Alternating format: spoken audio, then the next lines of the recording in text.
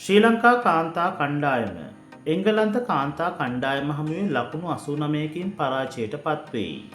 මෙවර කාන්තා ලෝක කුසලානයට කණ්ඩායම් 8ක් තරඟ කරන අතර සියලුම කණ්ඩායම් සමග ශ්‍රී ලංකාවට තරඟ කිරීමට සිදුවෙනවා.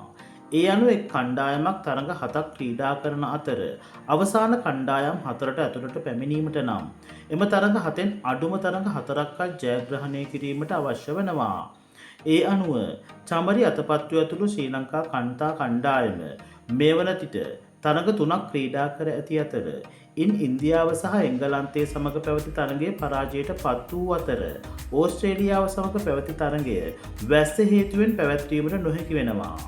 ඒ අනුව එම තරඟය සම වූ අතර ඕස්ට්‍රේලියාවට සහ ශ්‍රී ලංකා කාන්තා කණ්ඩායමට ලකුණු 1 බැගින් හිමි වුණා.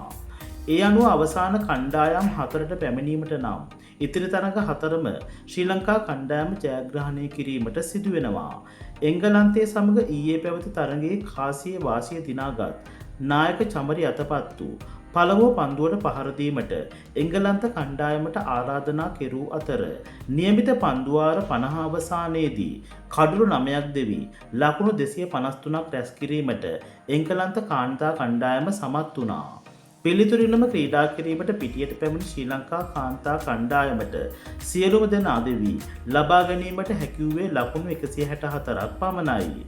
ඉතින් ශ්‍රී ලංකා කණ්ඩායමට ඉතිරි තරඟ 4ම ජයග්‍රහණය කර අවසාන 4 දෙනා අතරට යාමට හැකියාවක් ලැබේවායි හැමෝම ප්‍රාර්ථනාවක් කරගෙන යන්න.